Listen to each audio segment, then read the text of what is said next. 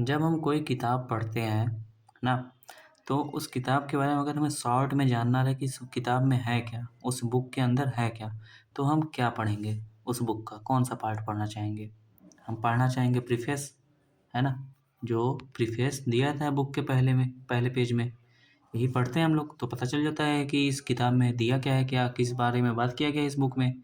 तो उसी तरीके से क्या है अपने कॉन्स्टिट्यूशन का प्रिएम्बल। प्रिएम्बल क्या है? कॉन्स्टिट्यूशन का प्रीफ़ेस है। अब आपको पूरा कॉन्स्टिट्यूशन नहीं पढ़ना है, तो आप सिर्फ़ प्रिएम्बल पढ़िए। आपको एक मोटा-मोटा आइडिया मिल जाएगा कि इस कॉन्स्टिट्यूशन में, इंडियन कॉन्स्टिट्यूशन में किस बारे में बात किया गया है, कौन-कौन सा इक्वालिटी दिया गया है, कौन-कौन सा लिबर्टी दिया गया है, जस्टिस कैसा-कैसा मिला है इंडियन सिटीज़न को, ठीक है? एडॉप्ट कब हुआ था, ठीक है? इन सब के बारे में आपको पता चल जाएगा, ठीक? अब सुनिए, प्रिएम्बल होता क्या है? प्रिएम्बल होता है आइडेंटिटी कार्ड। आइडेंटिटी कार्ड किस चीज़ का है? अपने कॉन्स्टिट्यूशन का, ठीक है? आइडेंटिटी कार्ड है। अब सुनिए, प्रिएम्बल सबसे पहले पूरे वर्ल्ड में शुरू कहाँ हुआ था? मतलब कौन से कॉन्स्टिट्यूशन में था कि लोगों को इतना बढ़िया आइडिया मिल गया कि अपने कॉन्स्टिट्यूशन का भी प्रिएम्बल रहना चाहिए एक। तो वो सबसे पहले कहाँ था? अमेरिकन कॉन्स्टिट्यूशन में था, ठीक है? First to begin American constitution क्या था? सबसे पहले शुरू किया था अपने कॉन्स्टिट्यूशन में प्रिएम्बल लगाना, ठीक?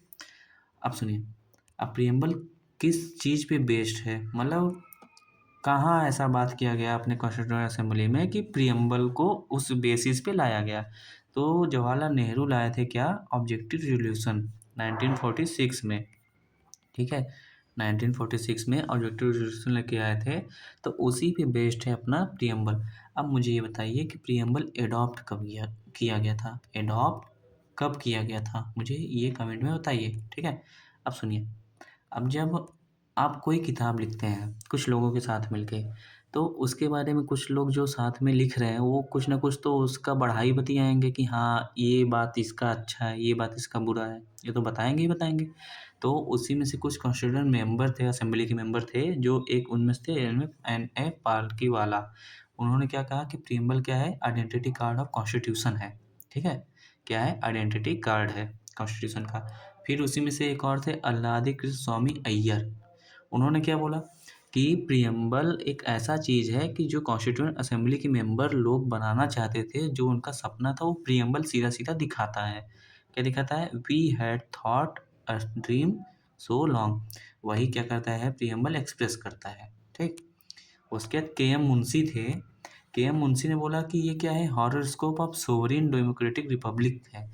मतलब क्या है कि ये डेमोक्रेटिक रिपब्लिक जो है अपना भारत, उसको दिखाता है, उसको दर्शाता है कि देखिए ऐसे है अपना भारत, ठीक है? फिर उसी में से एक थे पंडित ठाकुर भार्गवा।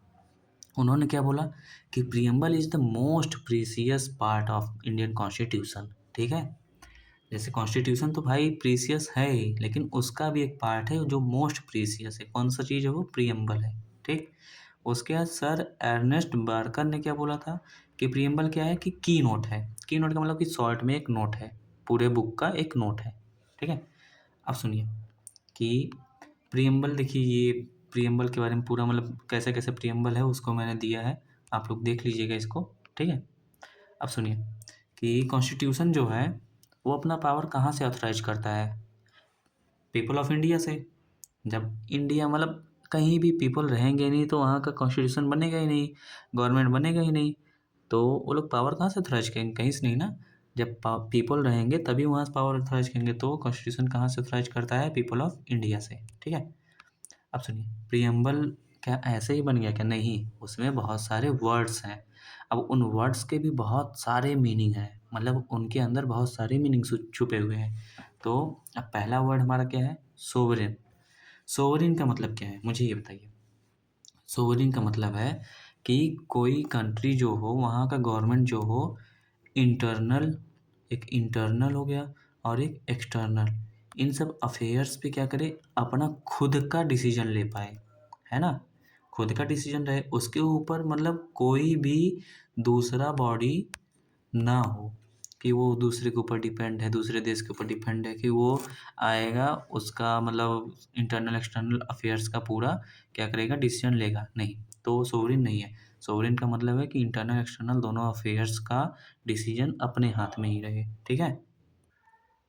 अब देखिए, sovereign means India is neither a dependency nor an dominion of any other nation but an independent state. India क्या है? इंडिपेंडेंट है ना। कब हुआ था बताइए? 1947 में, है ना। ठीक। अब देखिए, it is free to conduct its own affairs. बताया मैंने कि अपने अफेयर्स को कंडक्ट करने के लिए फ्री रहता है, जो भी सोवरेन बॉडी रहेगा, ठीक है। Being a sovereign state India can either acquire a foreign state. अब सुनिए, क्या है कि जैसे इंडिया अपना स्टेट किसी भी कंट्री को एक स्पेशल मेजॉरिटी से पास करके पार्लियामेंट में कोई भी प्रोविज़न अपने किसी स्टेट को दे सकता है, दूसरे देश के स्टेट को ले सकता है जब वो देंगे, है ना। सीडेड कर सकता है, मतलब सीड कर सकता है या फिर एक्वायर कर सकता है, जैसा कंडीशन रहेगा, ठीक है। ये रहा हमारा सोवरेन। अब दूसरा क्या है टर्म? सोशलिस्ट। सोशलिस्ट का मतलब क्या होता है ये? सोशलिस्ट का मतलब है कि यहाँ पर मतलब सोशलिज्म पे मतलब वर्क होता हो, है ना। ये ऐड कब किया गया था? 42nd अमेंडमेंट 1976 में। क्या ये ओरिजिनल प्रियम्बल में था? नहीं था। इसे एक कॉन्स्टिट्यूशनल अमेंडमेंट जो 42वां था, 42nd वाला था, 1976 में होता, तब ऐड किया गया क्या? सोशलिस्ट, ठीक है। अब सुनिए, इंडिया यहाँ पे इज रहेगा। India is a democratic socialism not a communistic socialism which involve the nationalisation of all means of production and distribution and evolution of private property. मतलब सुनिए, जैसे कि सोशलिज्म का मतलब है कि यहाँ पे ये कैपिटलिज्म पे है नहीं। अब जैसे यहाँ पे गवर्नमेंट का चलता है, ठीक है, गवर्नमेंट का चलेगा तो वो पूरे पीपल को, मतलब जो भी सिटीजन है सबको एक समान देखेगा, सबको एक समान हर एक चीज़ों का अपॉर्चुनिटी प्रोवाइड करेगा, है ना। अब यहाँ पे जैसे कि एवोल्यूशन ऑफ प्राइवेट प्रॉपर्टी है, मतलब कि यहाँ पे लोग प्राइवेट प्रॉपर्टी रखते हैं लेकिन उतना भी नहीं, गवर्नमेंट के हाथ में है कि गवर्नमेंट चाहे जब ले सकता है, ठीक है। अब सुनिए, Indian socialism a blend of Marxism and Gandhism. जो इंडियन सोशलिज्म है ये किस चीज़ का ब्लेंड है? मार्क्सिज्म का और गांधीज्म का, ठीक है। Leaning heavily towards the Gandhian social, मतलब कि ये मार्क्सिज्म और गांधीयन का मिक्स तो है ही, लेकिन सबसे ज़्यादा किस साइड ये बेंड हुआ है? गांधीयन सोशल पे, ठीक है। अगर बैकग्राउंड नॉइज हो रहा हो तो थोड़ा कोऑपरेट करिएगा, ठीक है। अब देखिए, हमारा नेक्स्ट वर्ड क्या है? सेकुलर। सेकुलर का मतलब क्या है?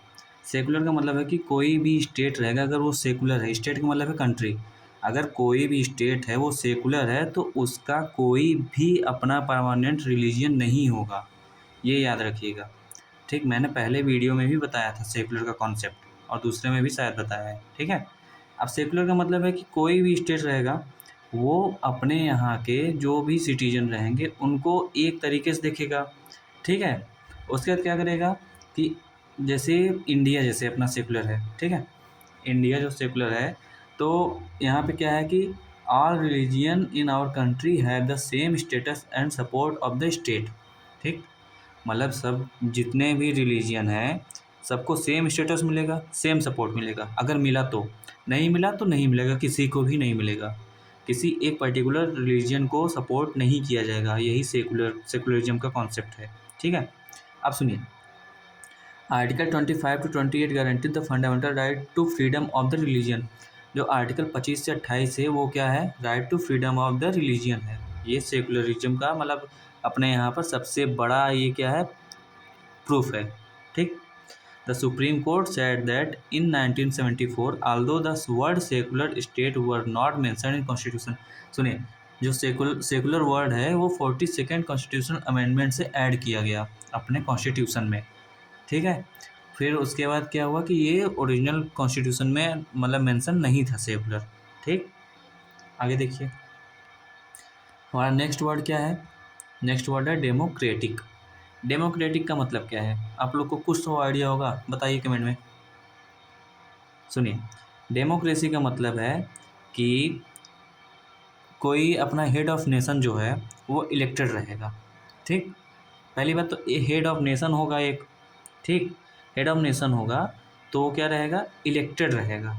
इलेक्टेड का मतलब है कि देखिए, डेमोक्रेसी क्या होता है? दो टाइप का होता है, एक होता है डायरेक्ट, एक होता है इनडायरेक्ट। अब डायरेक्ट डेमोक्रेसी क्या है कि people exercise their supreme power directly, जैसे स्विट्ज़रलैंड में होता है कि वहाँ के पीपल के हाथ में है सब कुछ, ठीक है? वहाँ के पीपल के हाथ में है कि आप लोग डिसाइड करिए क्या करना है, क्या नहीं करना है। तो स्विट्ज़रलैंड में क्या-क्या है, रेफ़रेंडम है, इनिशिएटिव है, रिकॉल है, प्लेबिसाइट है, ठीक है? ये 4 है। अब इनडायरेक्ट डेमोक्रेसी क्या है? इनडायरेक्ट डेमोक्रेसी अपने इंडिया में है। जहाँ पे क्या होता है कि जो रिप्रेजेंटेटिव होते हैं, वो इलेक्टेड होते हैं किसके मतलब द्वारा? पीपल के द्वारा एंड मेक द लॉ। मतलब जो हेड ऑफ़ नेशन होते हैं, वो इलेक्टेड रहेंगे, ठीक? वो भी पीपल इलेक्ट करेंगे, ठीक है? सुनिए, it is based on doctrine of popular sovereignty that is position of supreme power by people, ठीक? देखिए, पॉपुलर सोवरेनिटी का मतलब है कि वही पीपल जो है इलेक्ट करेंगे हेड ऑफ़ नेशन को। अब सुनिए, अपने यहाँ क्या है? पार्लियामेंट्री डेमोक्रेसी है। पार्लियामेंट्री डेमोक्रेसी का मतलब क्या है कि लोकसभा राज्यसभा है, वो सबको मतलब इलेक्ट किया जाता है ना? राज्यसभा इनडायरेक्ट इलेक्शन होता है, लोकसभा का डायरेक्ट इलेक्शन होता है ना? उसके बाद देखिए, liberty can not be divorce from equality. ये देखिए, ये कॉन्सेप्ट बहुत अच्छा है कि ये देखिए PYQ भी है, ये पूछा है, इसे याद रखिएगा, ये PYQ भी है। तो इसमें क्या है कि liberty can not be divorce from equality. Liberty अगर नहीं है तो इक्वालिटी भी नहीं रहेगा, अलग नहीं किया जा सकता लिबर्टी और इक्वालिटी को। Equality can not diverse from liberty, और ऐसे वाइस वर्सा है कि इक्वालिटी भी लिबर्टी से डाइवर्स नहीं किया जा सकता है। Nor can liberty and equality be divorce from fraternity, और लिबर्टी इक्वालिटी दो के दोनों फ्रेटर्निटी मतलब भाईचारा से अलग नहीं किए जा सकते हैं। The liberty would produce the supremacy of few over the many. सुनिए मेरी बात एकदम ध्यान सुनिए। जैसे ये लिबर्टी हो गया, ठीक है? लिबर्टी हो गया, लिबर्टी मतलब क्या है कि थोड़ा सा आज़ादी मिला, खुल के रह रहे हैं, ठीक है? उसके इक्वालिटी, जब किसी को आज़ादी मिलेगा तो वो जब खुद आज़ाद हो गया तो अब लोगों के बारे में सोचेगा कि ये लोग भी मेरे बराबर ही हैं, तो इनको भी आज़ाद मिलना चाहिए ना।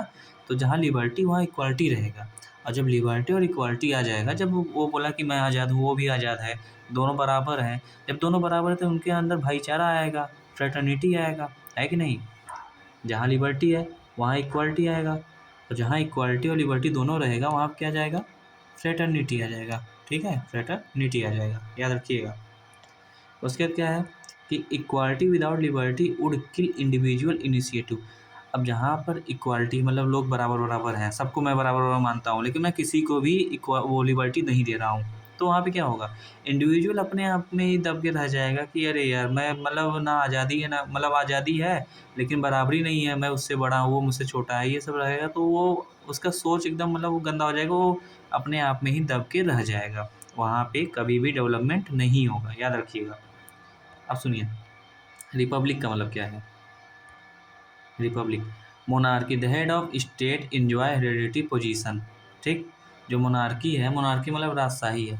जैसे अपने ब्रिटेन में, यहाँ ब्रिटेन में चलता है कि वहाँ पे हेड ऑफ नेशन जो है वो हेरिडेटरी पोजीशन है, दादा के परदादा इन सब से चलते आ रहा है उनका, ठीक है? इलेक्टेड नहीं है। और जो रिपब्लिक होता है, रिपब्लिक का मतलब है कि head of nation always be elected by people, ठीक है? जो हेड ऑफ नेशन है वो क्या होगा? हमेशा इलेक्ट किए जाएंगे पीपल के द्वारा। India has an elected head of the state called president. सुनिए, इंडिया में क्या है कि हेड ऑफ स्टेट क्या है? प्रेसिडेंट है अपने यहाँ, वो भी क्या है? नॉमिनल है ना, नॉमिनल है, लेकिन वो क्या है? इलेक्टेड तो है ना, हेड ऑफ स्टेट, ठीक? उसके बाद क्या है कि रिपब्लिक का मतलब है कि एक पॉलिटिकल सॉवरेनिटी होता है। रिपब्लिक का मतलब कि पीपल के अंदर ये पॉलिटिकल सॉवरेनिटी रहेगा कि वो इलेक्शन में मतलब पार्ट ले सकते हैं, वोट दे सकते हैं। और दूसरा क्या रहेगा? ऑब्सेंस ऑफ एनी प्रिविलेज, मतलब कोई प्रिविलेज नहीं दिया जाएगा किसी को भी, सब बराबर हैं, सब सेम है, और कोई डिस्क्रिमिनेशन नहीं किया जाएगा। ये रिपब्लिक का खासियत है, ठीक है? अब सुनिए, आर्टिकल 54 और आर्टिकल 55 इलेक्शन ऑफ प्रेसिडेंट, अपने कॉन्स्टिट्यूशन में लिखा गया है कि इलेक्शन ऑफ प्रेसिडेंट कब होगा, मतलब हेड ऑफ स्टेट किसके तहत होगा? आर्टिकल 54 एंड 55 के तहत, ठीक? उसके बाद क्या है? Justice, justice in preamble of 3 distinct form. देखिए, अपने प्रियम्बल में 3 तरीके का जस्टिस दिया गया है, social, economic and political justice. Social justice का मतलब है कि ऑब्सेंस ऑफ प्रिविलेज, मतलब सोशली तरीके से हर एक प्रिविलेज का ऑब्सेंस दिया जाएगा, अगर प्रिविलेज दिया जा रहा है सबको बराबर दिया जाएगा, ठीक? और क्या दिया जाएगा कि देखिए, जो वुमेन है या फिर बैकवर्ड क्लासेस मतलब ओबीसी हो गए, एससी हो गए, एसटी हो गए, इन सबको एक बराबर रखा जाएगा। हर जगह एक बराबर अपॉर्चुनिटी दिया जाएगा। ठीक है। उसके बाद देखिए, इकोनॉमिक जस्टिस का क्या है, क्या बोलता है कि जो बेसिस ऑफ इकोनॉमिक फैक्टर है, मतलब लोगों को कितना खाने को दिया जा रहा है, पैसा कितना दिया है, सबको बराबर दिया जाएगा। Equal pay for equal work. ठीक, याद रखिएगा। उसके बाद देखिए, a combination of social justice and economic justice denotes what is known as distributive justice. Distributive justice का मतलब है कि लोगों में बटा हुआ जो जस्टिस है, सबको दिया गया है जो जस्टिस, वो किसके कॉम्बिनेशन से आता है, सोशल एंड इकोनॉमिक जस्टिस से। ठीक है। उसके बाद पॉलिटिकल जस्टिस का मतलब है कि सबके पास सेम पॉलिटिकल राइट होगा, सबके पास जो भी वोट का पावर है उनका सबका बराबर है, किसी का जो अमीर है उसका ज़्यादा नहीं है पावर, और जो गरीब है उसका कम पावर नहीं है, सबका एक वोट का पावर एक मतलब बराबर ही है। ठीक। अब ये देखिए, आइडियल ऑफ जस्टिस कहाँ से लिया गया था, रशियन रिवॉल्यूशन इन 1917 में जो हुआ था, 1917 में रशियन रिवॉल्यूशन जो हुआ था, वहाँ से लिया गया था आइडियल ऑफ जस्टिस। ठीक। नेक्स्ट हमारा टर्म क्या है, लिबर्टी। लिबर्टी का मतलब क्या है, लिबर्टी मतलब है absence of restraint on activities of individual. ठीक है। मतलब कि कोई भी रिस्ट्रेंट नहीं दिया जाएगा, कोई भी इंडिविजुअल मतलब अपना कोई काम कर रहा है तो जब तक वो मतलब दूसरे के लिए ख़राब नहीं कर रहा है, कोई काम ख़राब का मतलब है कि दूसरे के लिबर्टी को ख़त्म नहीं कर रहा है, तब तक वो उसके ऊपर कोई भी रिस्ट्रेंट नहीं लगाया जाएगा, वो खुल के अपना काम करे। अगर तुम पढ़ रहे हो, मैं पढ़ रहा हूँ, हमारी वजह से अपने भारत के लिए कोई खतरा नहीं हो रहा है, तो हमारे ऊपर कोई भी रिस्ट्रेंट नहीं लगाया जाएगा। यही लिबर्टी का कॉन्सेप्ट है कि जब तक स्टेट के विरोध में कोई काम ना करो, तुम अपने से स्टेट के लिए कोई काम कर रहे हो, तुम अपने खुशी के लिए काम करो, जब तक उस सामने वाले को दिक्कत ना हो, तब तक तुम्हारे पास लिबर्टी है, एकदम मस्त होके सब कुछ करो। ठीक है। जैसे ही मतलब जहाँ से सामने वाले को प्रॉब्लम शुरू हुआ, समझ लो वहाँ पर लिबर्टी ख़त्म हो गया। ये याद रखिएगा, बाकी इसको आप पढ़ लीजिएगा। ठीक। अब सुनिए, ये देखिए, preamble secures to all citizen of India liberty of thought, expression, believe, faith and worship. 5 तरीके का लिबर्टी है, थॉट का, एक्सप्रेशन का, बिलीव का, फेथ का और वर्शिप का। 5 तरीके का प्रियम्बल लिबर्टी देता है, याद रखिएगा, 5 तरीके का। ठीक। अब सुनिए, ये कहाँ से लिया गया था, फ्रेंच रिवॉल्यूशन 1789 में हुआ था, वहाँ से लिबर्टी का कॉन्सेप्ट आया था। जब वहाँ पे रिवॉल्यूशन हुआ था, वहाँ की जनता ने कर दिया था, जब लिबर्टी नहीं मिल रहा था तो वो लोग रिवॉल्यूशन कर दिए, तो जब रिवॉल्यूशन कर दिए तो उनको क्या हुआ कि लिबर्टी मिल गया। ठीक है। अब लिबर्टी क्या होता है, 2 टाइप का होता है, एक पॉजिटिव होता है, एक निगेटिव होता है। पॉजिटिव में क्या होता है कि वहाँ पे कोई भी रिस्ट्रेंट मतलब रिस्ट्रेंट लगाया जाएगा। ठीक है।